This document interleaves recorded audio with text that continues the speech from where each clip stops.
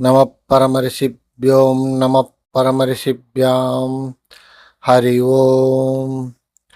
குருர் பிரம்மா குருர் விஷ்ணு குருதேவோ மகேஸ்வரः. குரு சாட்சாத் பரம் பிரம்மம் தஸ்மை ஸ்ரீ குருமூர்த்தயே நிமைதம் ஸ்ரீ தட்சிணாமூர்த்தயே. ஓம் சிவாய நம.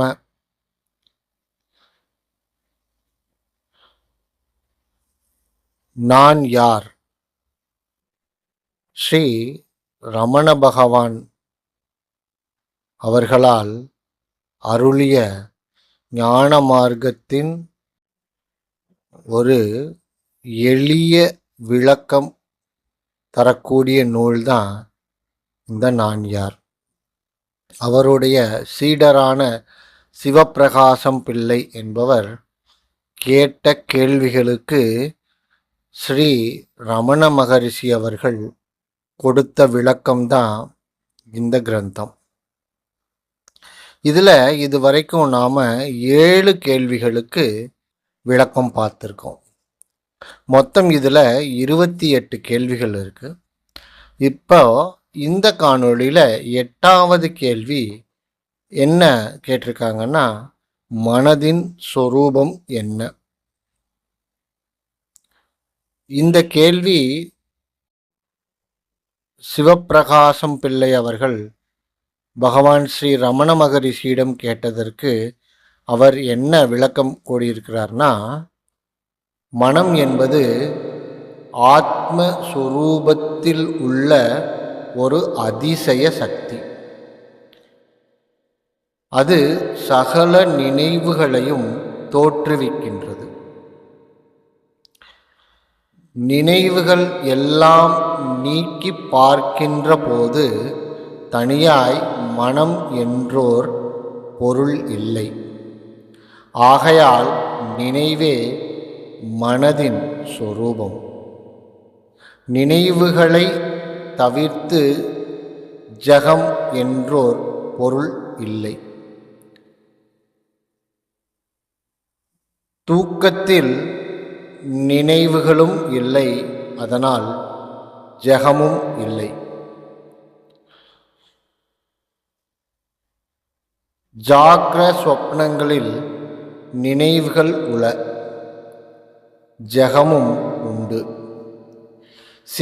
சிலந்தி பூச்சி எப்படி தன்னிடமிருந்து வெளியில் நூலை நூற்று மறுபடியும் தன்னுள் இழுத்து கொள்கிறதோ, அப்படியே மனமும் தன்னிடத்திலிருந்து ஜகத்தை தோற்றுவித்து மறுபடியும் தன்னிடமே ஒடுக்கிக் கொள்கிறது.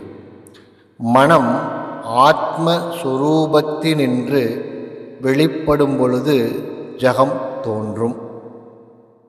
ஆகையால் ஜகம் தோன்றும் போது சொரூபம் தோன்றாது. சொரூபம் தோன்றும், அதாவது பிரகாசிக்கும் போது ஜகம் தோன்றாது.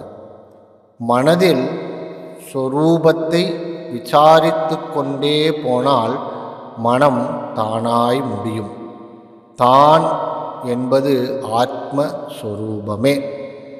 மனம் எப்போதும் ஒரு ஸ்தூலத்தை அனுசரித்தே நிற்கும், தனியாய் நிற்காது. மனம் சூட்ச்ம சரீரம் என்றும் ஜீவம் என்றும் சொல்லப்படுகிறது. இப்படி ஒரு விளக்கம் கொடுத்திருக்கிறார் பகவான்.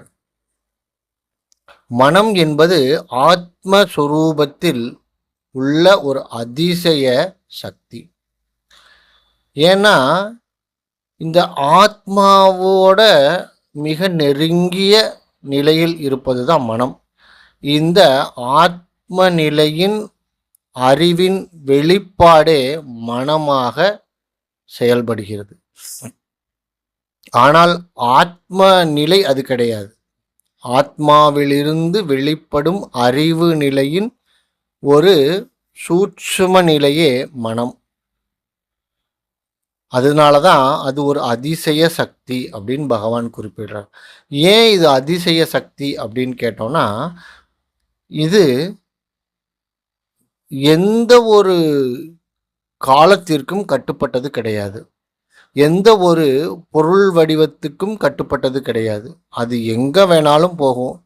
எந்த நிமிஷத்துல இங்கிருந்து அடுத்த செகண்ட் அமெரிக்காவுக்கு போகணும்னா போயிரும். இங்க இருந்து 7 லோகம் தாண்டி போகணும்னாலும் போயிரும். அது என்ன நினைக்குதோ அது மாறும். அப்படி ஒரு அதிசய சக்தி வாய்ந்த ஒரு நிலைதான் இந்த மனம். இது சகல நினைவுகளையும் தோற்றுவிக்கிறது.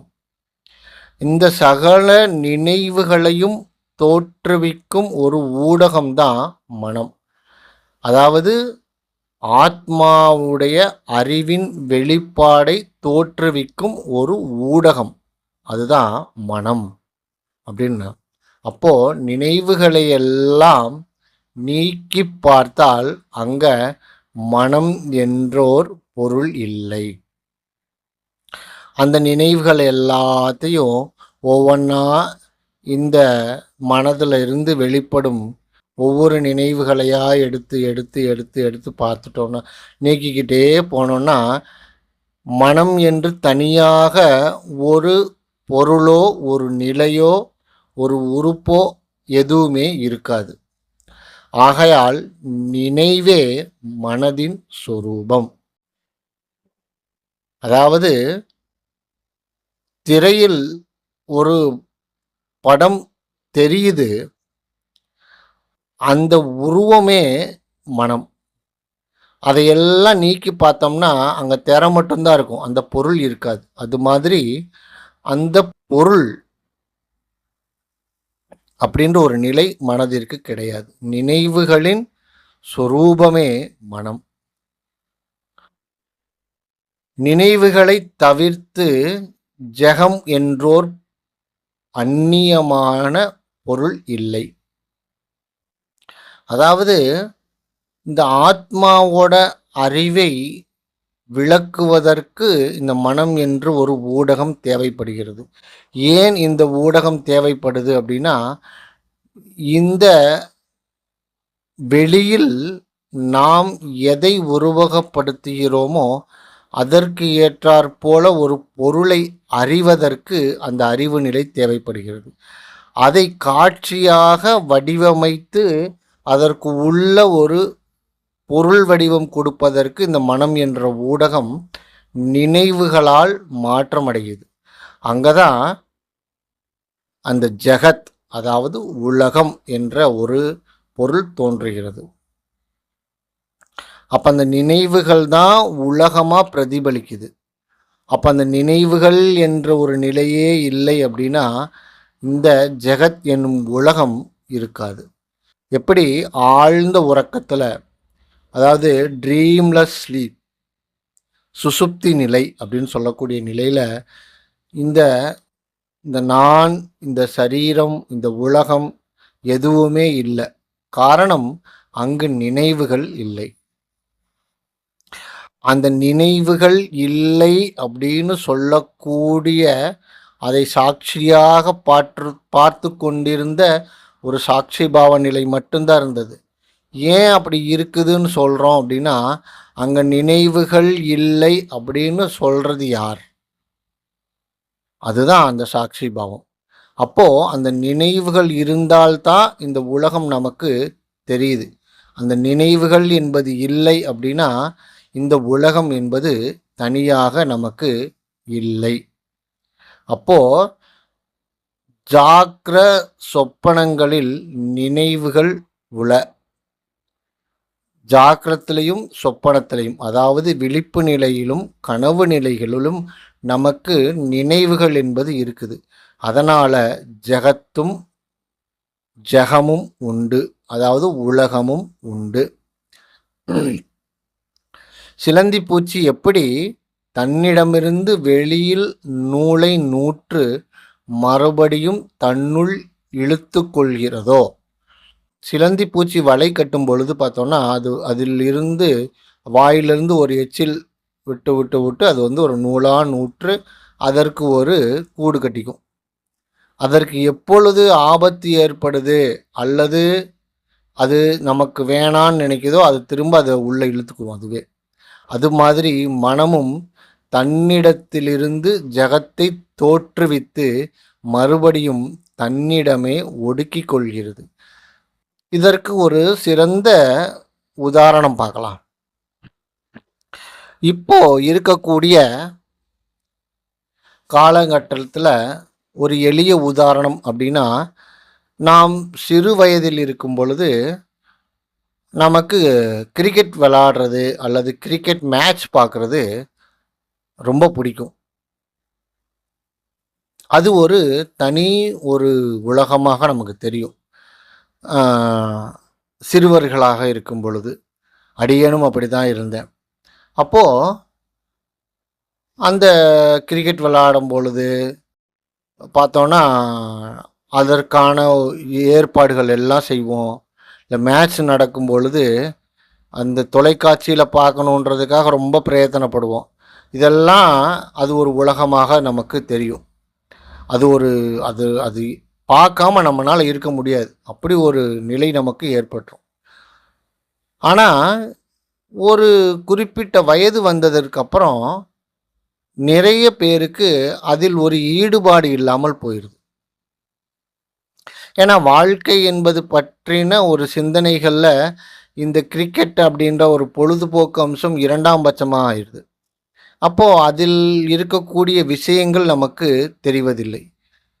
அப்போது முதல்ல இருந்த அதே மனம் சிலந்தி பூச்சி போல நூலை நூற்று வெளியே தள்ளிட்டு அது முக்கியம் இல்லை அப்படின்னு நினைக்கும் பொழுது அதை விட்டு வெளியிடுச்சு இல்லையா? அது மாதிரி அது சிலந்தி பூச்சி திரும்ப அதை உள்ளேயே இழுத்துக்கிற மாதிரி அந்த எண்ணங்கள் முழுக்க, அந்த விளையாட்டின் மேல் இருந்த எண்ணங்கள் முழுக்க நம்ம உள்ளே இழுத்துக்கிட்டு வேற ஒரு விஷயத்தை நம்ம வெளியில் விடுறோம். இதே தான் பகவான் இங்கே விளக்கம் கொடுக்குறார். மனம் ஆத்மஸ்வரூபத்தினின்று வெளிப்படும் பொழுது ஜெகத் தோன்றும். ஆகையால் ஜெகம் தோன்றும் பொழுது சொரூபம் தோன்றாது. இதற்கு ஒரு எளிய விளக்கம் எப்படின்னா, நம்மளுடைய சிந்தனைகள் எப்பொழுது இருக்குதோ அப்பதான் இந்த உலகம் நமக்கு தெரியும். இந்த சிந்தனைகளே இல்லை அப்படின்னா இந்த உலகம் இருக்காது. இப்போ இந்த வினாடி நாம் ஒரு விஷயத்தை சிந்திச்சுக்கிட்டு இருக்கோம். அது தொடர்பான ஒரு காட்சி நமக்கு வரும். அதுதான் உலகம். அந்த சிந்தனைக்கான காட்சி, அதுவே அந்த சிந்தனையின் உலகம். இப்போ ஒரு நிமிஷம் கழித்து நம்ம வேற ஒரு சிந்தனைக்கு போயிடுறோம். அப்போது வேற ஒரு காட்சி நமக்குள்ளே தெரியுது. அப்போ அந்த முதல்ல இருந்த காட்சி ஏன் மறைஞ்சது? அதுவும் இருக்கணும் தானே? அது இல்லையே. இப்போ என்ன நினைக்கிறோமோ அதுதான் இப்போ காட்சியாக நமக்கு தெரியுது. அப்போது மனம் ஆத்மஸ்வரூபத்திலிருந்து வெளிப்படும் பொழுது ஜெகம் தோன்றும். அந்த காட்சி தெரியுது இல்லையா? அதுதான் ஜெகம். அதே தான் நம்ம இப்போ முன்னால் பார்த்துக்கிட்டு இருக்கிற நம்ம உலகமும். ஆகையால் ஜெகம் தோன்றும் போது சொரூபம் தோன்றாது. நம்மளுடைய எண்ணங்கள், நினைவுகள் எல்லாம் வெளிநோக்கியே இருந்தால் ஆத்மஸ்வரூபம் என்றது நமக்கு தோன்றாது. காரணம், நம்மளுடைய கவனம் அனைத்தும் வெளிநோக்கியதாகத்தான் இருக்கும், உள்நோக்கியதாக இருக்காது. அப்போ அந்த சொரூபம் எப்படி நமக்கு தெரியும் இல்லைங்களா? அது மாதிரி அப்போ சொரூபம் தோன்றும் பொழுது ஜெகத் தோன்றாது. அந்த சொரூப தரிசனம் எப்பொழுது நமக்கு கிடைக்கிறதோ அப்போ இந்த ஜெகம் என்பது ஒரு கற்பனையே. இது எண்ணங்களின் மாற்றங்களால், நினைவுகளின் மாற்றங்களால் ஏற்படும் ஒரு கற்பனை காட்சியே அப்படின்ற உண்மை நமக்கு விளங்கும். அப்போது அது உண்மையாக தெரியாது. இந்த மனதின் சொரூபத்தை விசாரித்து கொண்டே போனால் மனம் தானாய் முடியும். இந்த மனம் இப்போ மேலோட்டமாக ஒரு நினைவு நமக்கு வருது. அந்த நினைவை விசாரம் பண்ணுறோம். இது என்ன ஒரு நினைவு? இது யாருக்கான நினைவு? இந்த நினைவால் என்ன நிகழ்கிறது, நிகழ்ந்தது, நிகழப்போகிறது? இந்த 3 காலங்களையும், அதாவது ப்ரெசன்ட், பாஸ்ட், ஃப்யூச்சர் 3யும் விசாரம் பண்ணணும். அப்படி பண்ணும் பொழுது அது என்ன ஆகும்? இவையெல்லாம் எப்போ தோணுச்சு, யாருக்கு தோணுச்சு அப்படின்னு கேட்கும் பொழுது அது எனக்கு அப்படின்னு வந்து போகும். அப்போ எனக்கு அப்படின்னு வரும்போது அந்த நான் யார் அப்படின்னு ஒரு கேள்வியை கேட்டோம்னா உடனே அது அமைதியாகிடும்.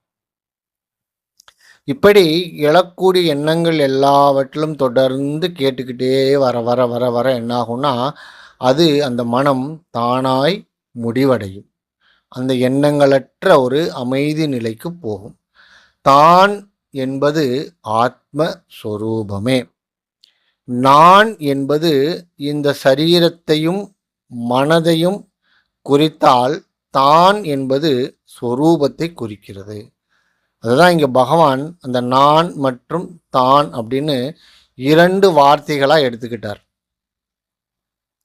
இப்போ இதை வேறு மொழிகளில் சொல்லும்போது ஐ அப்படின்ற மட்டும்தான் சொல்ல முடியும். ஆனால் தமிழில் இது ஒரு சௌகரியம். நான் என்பதை வேறு ஒரு பொருளாகவும் தான் என்பதை வேறு ஒரு பொருளாகவும் நம்மளால் உருவகப்படுத்தி கொள்ள முடியும். அதனால தான் இங்கே நான் என்பதை இந்த சரீரம் மற்றும் மனதாக கொண்டால் தான் என்பது ஆத்மஸ்வரூபமாக எடுத்துக்கொள்ளலாம். மனம் எப்பொழுதும் ஸ்தூலத்தை அனுசரித்தே நிற்கும். இந்த ஸ்தூலம் அப்படின்றது என்ன அப்படின்னா ஒரு திட சங்கல்பம். திட சங்கல்பம் அப்படின்னா என்ன? நாம் எதை பார்க்கிறோமோ அது திட சங்கல்பம். அது ஒரு கற்பனை நிலையான ஒரு திட சங்கல்பமாகவே இருக்கும். தொட்டு உணரக்கூடிய ஒரு நிலையாகவே அது இருக்கும். மனம் எப்பொழுதும் அதை சார்ந்து தான் இருக்கும். உருவமற்ற ஒரு நிலையற்ற ஒரு பொருளின் மேல் இந்த மனம் சார்ந்து இருக்காது. அப்படி சார்ந்து இருக்கிறதா இருந்தால் சுரூபத்தோட சார்ந்துரும் இல்லையா? அதனால தான் இது எப்பவுமே வெளிநோக்கிய பார்வையிலேயே இருக்குது. அப்போ தனியாய் நிற்காது. மனமே சூட்சும சரீரம் என்றும் ஜீவன் என்றும் சொல்லப்படுகிறது. அந்த ஸ்தூலத்தை அறிகின்ற மனமே சூட்சுமமாகவும் அதவே ஜீவன் என்றும் சொல்கிறோம் அப்படின்னு பகவான் விளக்கம் கொடுக்கிறார். இப்போ அடுத்த கேள்வி, மனதின் சொரூபத்தை விசாரித்து அறியும் மார்க்கம் என்ன? இப்போதான் அதற்கு ஒரு விளக்கம் கொடுக்கிறார். இது ஒரு விசாரம், நமக்கு கொடுக்கக்கூடிய ஒரு சாதனம். இது எப்படி ஞான விசாரம் பண்ணுறது அப்படின்றதுக்கு கடவுள் இந்த பகவான் ஸ்ரீ ரமண மகரிஷி அவர்கள் கொடுக்கக்கூடிய ஒரு சாதனம். இது நம்ம இயல்பாக நாம் செஞ்சு பார்க்கக்கூடிய ஒரு எளிய முறை. அதாவது இந்த தேகத்தில் நான் என்று கிளம்பும் போதே அக்தே மனமாம். அதாவது இந்த தேகத்தில் நான் என்று எது கிளம்புகிறதோ அதுவே மனம். நான் என்கின்ற நினைவு தேகத்தில் முதலில் எந்த இடத்தில் தோன்றுகிறது என்று விசாரித்தால் ஹிருதயத்தில் என்று தெரிய வரும்.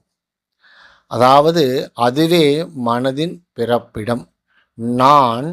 நான் என்று கருதி கொண்டிருந்தாலும் கூட அவ்விடத்திற்கே போய் விட்டுவிடும். மனதில் தோன்றும் நினைவுகள் எல்லாவற்றிற்கும் நான் என்னும் நினைவே முதல் நினைவு. இது எழுந்த பிறகே ஏனைய நினைவுகள் எழுகின்றன. தன்மை தோன்றிய பிறகே முன்னிலை படர்க்கைகள் தோன்றுகின்றன. தன்மையன்றி முன்னிலை படர்க்கைகள் இரா. அதாவது ஒரு நினைவு நமக்கு எழும் பொழுது அங்கு நான் அப்படின்ற ஒரு எண்ணம் கிளம்பும். அப்படி கிளம்புனா தான் அங்கே எண்ணமே உருவாக ஆரம்பிக்குது. இதை நம்ம ஆழ்ந்து யோசித்தோம்னா நமக்கு புரிய வரும். அதுதான் இந்த தேகத்தின் நான் என்று கிளம்புவது எதுவோ அதுவே மனம். மனதின் நினைவுகளின் சொரூபம் என்ன? மனம். அப்போது அந்த சொரூபத்தை பார்த்தோம்னா அந்த சொரூபத்திலிருந்து எழக்கூடிய முதல் ஸ்டெப் நான் அப்படின்னு எந்திரிக்கும். நான் என்ற நினைவு தேகத்தின் முதலில் எந்த இடத்தில் தோன்றுகிறது என்று விசாரித்தால் அது ஹிருதயத்தில் என்று தெரிய வரும். அதாவது இங்கே ஹிருதயம் அப்படின்றது இந்த ஃபிசிக்கல் ஆர்கனான இதயம் கிடையாது. இங்கே நமது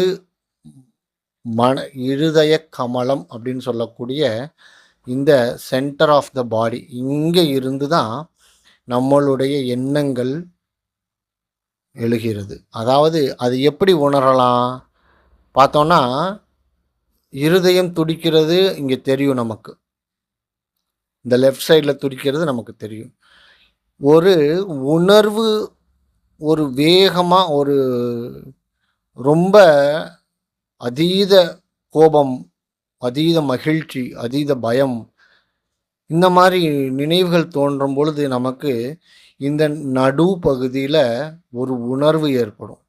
அதுதான் மனதின் பிறப்பிடம் அப்படின்னு பகவான் குறிப்பிடுகிறார். நான் நான் என்று கருதி கொண்டே இருந்தாலும் கூட அவ்விடத்திலேயே கொண்டு போய் விட்டுவிடும். அந்த நான் எந்திரிக்கிற நினைவை, மனதை பார்த்துக்கிட்டே போனோன்னா அது ஹிருதயத்தில் தான் போய் விடும். மனதில் தோன்றும் நினைவுகள் எல்லாம் நான் என்னும் நினைவே முதல் நினைவு. எந்த நினைவுகளை நீங்கள் விசாரம் பண்ணிங்கனாலும் முதல்ல நான் என்னிடத்திலிருந்து என்னுடைய அப்படின்னு தான் ஆரம்பிக்கும். எனக்கு அப்படின்னு தான் அது ஆரம்பிக்கும். அப்படி ஆரம்பிக்கிறது தான் முதல் செயலாக இருக்கும். அந்த நினைவின் முதல் படியே நான் அப்படின்ட்டு தான் ஆரம்பிக்குது.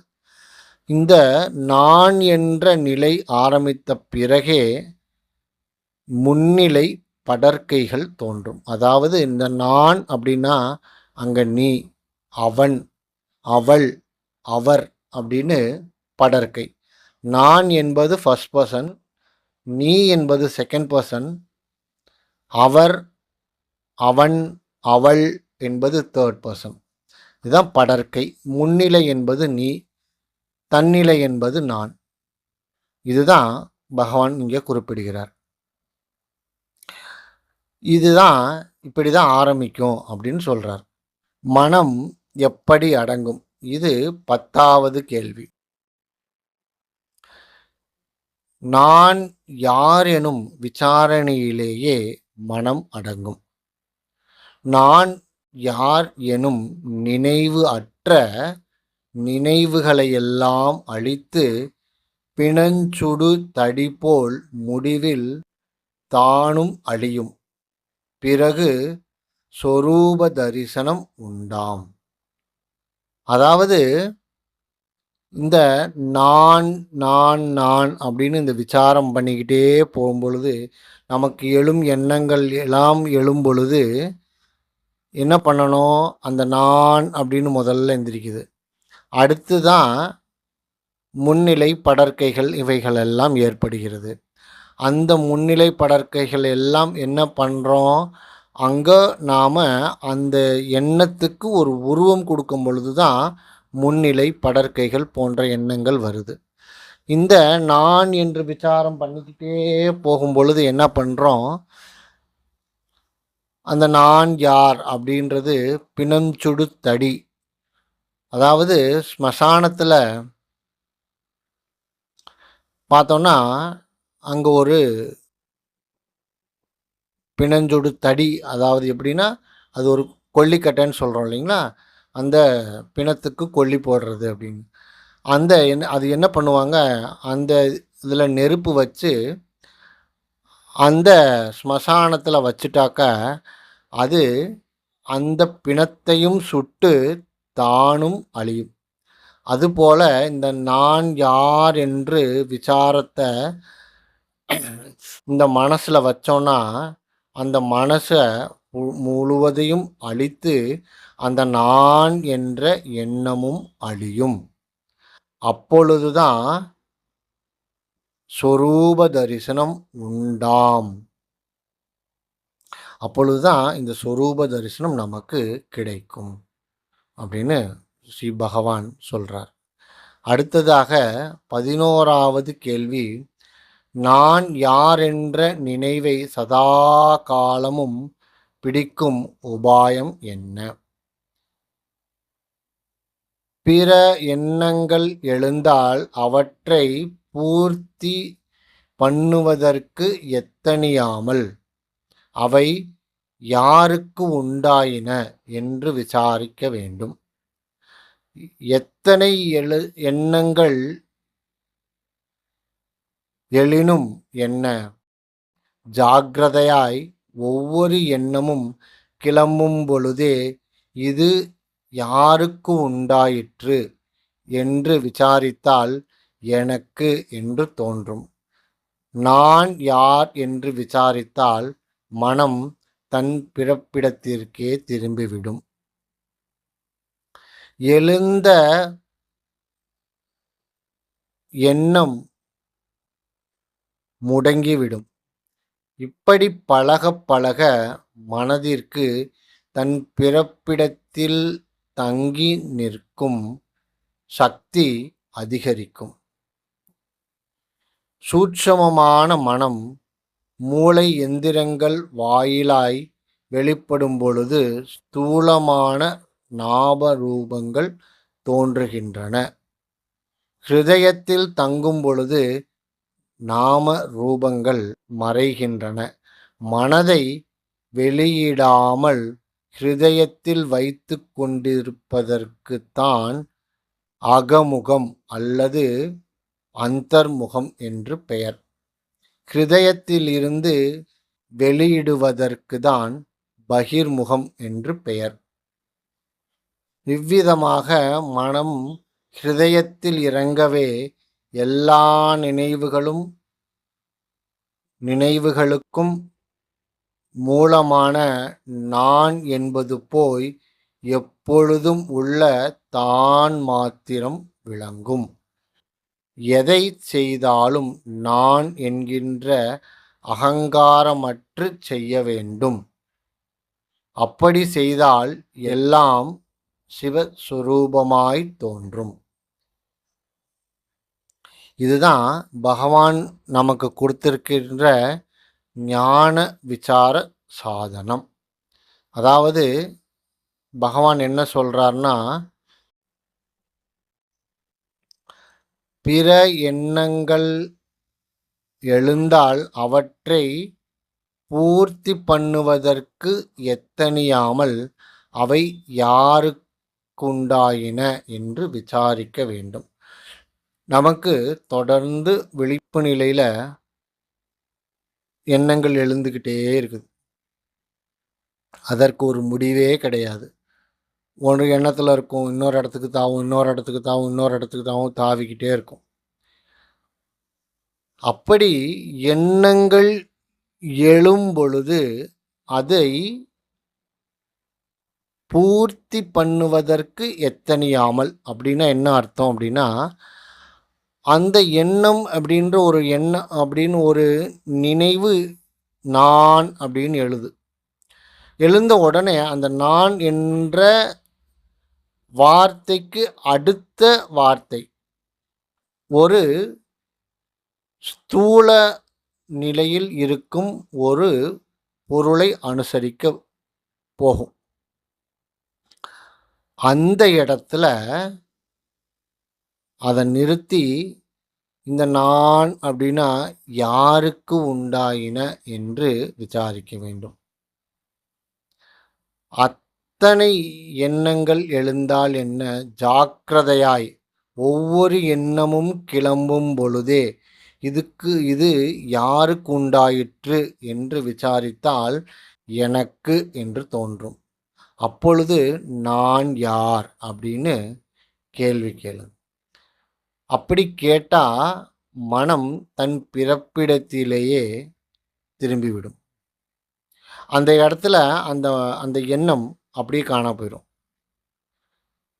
இப்படி தொடர்ந்து விசாரித்தால் அந்த எண்ணம் எழுவது மெதுவாக கொஞ்சம் கொஞ்சமாக அமைதியாக ஆரம்பிக்கும். இப்படி பழக பழக மனதிற்கு தன் பிறப்பிடத்தில் தங்கி நிற்கும் சக்தி அதிகரிக்கும். சூட்சமமான மனம் மூளை இந்திரங்கள் வாயிலாக வெளிப்படும் பொழுது ஸ்தூலமான நாம ரூபங்கள் தோன்றுகின்றன. அதாவது இந்த சூட்சமமான மனம் நினைவுகள் என்ன பண்ணுது, மூளையில் அதை டச் பண்ணுது. இந்த மூளை என்ன பண்ணுதுன்னா அந்த நினைவுக்கான ஒரு காட்சியை அது வச்சிருக்குது. அது என்ன பண்ணுது, அந்த காட்சியை வெளிப்படுத்தும் பொழுது அதற்கு ஒரு பெயர் நம்ம வச்சிருக்கிறோம். இப்படி தான் உருவாகுது. நம்மளுடைய நினைவு முழுமை பெறுவது என்பது அதை காட்சிப்படுத்தும் பொழுது அந்த நினைவு முழுமை பெறுகிறது, அந்த எண்ணம் முழுமை பெறுகிறது. அந்த காட்சி தான் நாம ரூபங்கள் அந்த பொருளுக்கு சொல்லப்படுகிறது. அப்போது அந்த நாம ரூபங்கள் வருவதற்கு முன்னதாகவே நிறுத்தி விசாரம் பண்ணணும் அப்படின்னு தான் பகவான் குறிப்பிடுறார். அப்போது ஹிருதயத்தில் தங்கும் பொழுதே நாம ரூபங்கள் மறைகின்றன. அப்போது அதற்கு முன்னால் அந்த நினைவுகள் மூளைக்கு சென்று அதை காட்சிப்படுத்த முற்படும் பொழுது தான் அது பூர்த்தியாகுது. அந்த பூர்த்தியாக விடாமல் அதை நிறுத்தி இந்த எண்ணம் யாருக்கானது அப்படின்னா எனக்கானது, அப்போ நான் யார் அப்படின்னு கேட்டோன்னா அது திரும்ப ஹிருதயத்துக்கே போயிடும்.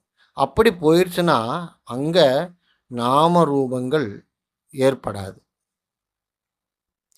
அப்போ மனதை விட்டு ஹிருதயத்தில் வைத்து கொண்டிருக்கும் பொழுது, மனதை வெளியிடாமல் ஹிருதயத்தில் வைத்து கொண்டிருப்பதற்குத்தான் அகமுகம் அல்லது அந்தர்முகம் அப்படின்னு சொல்லுவோம். அதுதான் ஆழ் நிலை மனம், உள்நோக்கிய முகம், அக மனம் அப்படின்னு சொல்கிறோம்.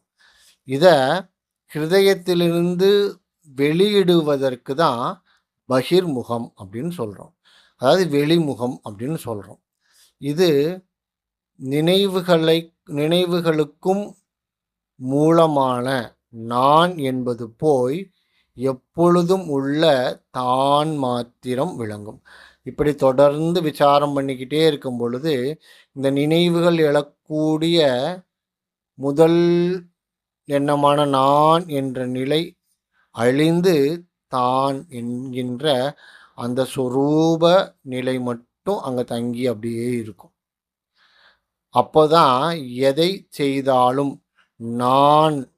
நான் தான் செய்கிறேன், நான் தான் செய்வேன், இதை நான் செய்தேன் அப்படின்னு சொல்லாமல் அந்த அகங்காரத்தை அறவே அழித்து எந்த செயலையும் செய்ய வேண்டும். அப்படி செய்தால் எல்லாம் சிவ சொரூபமாக தோன்றும்.